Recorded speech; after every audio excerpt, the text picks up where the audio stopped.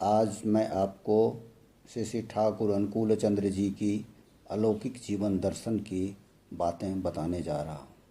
ईश्वर को पाने के लिए मनुष्य कितनी कठिन साधना, कितना जप तप, दान ध्यान, दर्शन आदि करते रहते हैं, किंतु जब पुरुषोत्तम इस धराधाम पर मनुष्य कल्याणार्थ नर रूप में अवतार ग्रहण करते हैं और लोगों को घर घर जाकर कहते हैं, लो मैं आ गया हूँ, तुम यदि ब्रह्म हत्या, गौ हत्या, स्त्री हत्या, भ्रूण हत्या ही क्यों न किए हो, मेरे शरण में आ जाओ, मैं तुम्हें सारे पापों से मुक्त कर दूंगा।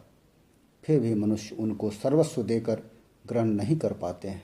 श्री श्री ठाकुर के निकट अनेकों आकर कपड़ा, चादर, बिछावन, तकिया, रुपया पैसा इत्यादि मांगते थे।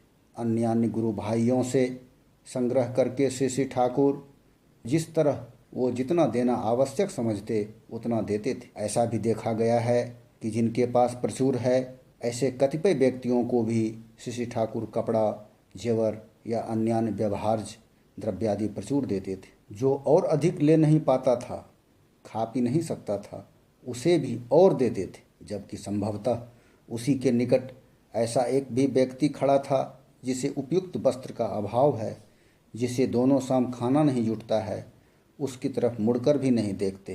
क्या इसका रहस्य है? जो सर्वदर्शी हैं, क्या वे कुछ समझ नहीं सकते?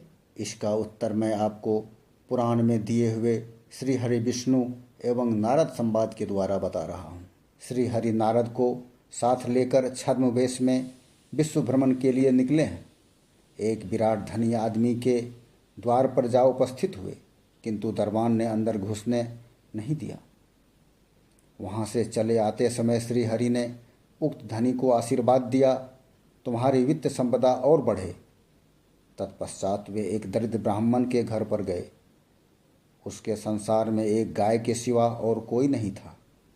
ब्राह्मण ने उस गाय के दूध से यथासाध्य यत्न करके दोनों अतिथियों की परिचर्या की।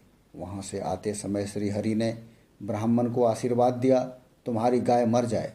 इस बार नारद ने अधैर्य होकर पूछा, यह आपका कैसा विचार है प्रभु?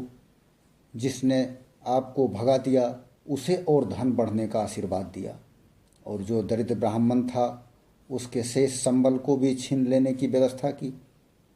उत्तर में श्री हरि हंसते हुए बोले, नारद, उस धनी का अभी भी भोग समाप्त नहीं हुआ है। जितना भर भोग सुख उसे प्राप्त है, वह जिससे शीघ्रतर प्राप्त हो जाए, इसीलिए वैसी बात कही। कारण भोग समाप्त हुए बगैर तो वह मुझे नहीं पाएगा। और ब्राह्मण बहुत आगे है, किंतु अभी भी उसका मोह माया उसकी गाय है। उसके चलते ही वह 16 आने मेरी ओर मन लगा नहीं पाता है। गाय यदि नहीं रहे तो ब्राह्मण को और सांसारिक कोई बंधन नहीं रहता है, तब वह सहज में ही मुझे प्राप्त करेगा। ईश्वर का विचार ऐसा ही है। तुम्हारी करुणा किस पथ से किसे कहाँ ले जाती है, उसे समझा देती है। इस युग के ठाकुर अनुकूल चंद्र जी भी मनुष्य को उनके देने या नहीं देने के कारण की व्याख्या प्रसंग में एक दिन कह रहे थे, मैं उसको ही देता हूँ जिसको मेरे प्रति टान कम है, और जिसके अंतर में मैं हूँ उसको कुछ भी देने की जरूरत नहीं पड़ती। परमपिता की दया से उसे किसी चीज़ का अभाव नहीं रहता। कारण जिनको पाने पर और पाने के लिए कुछ बाकी नहीं रहता है, उसने तो उसको ही पा लिया है।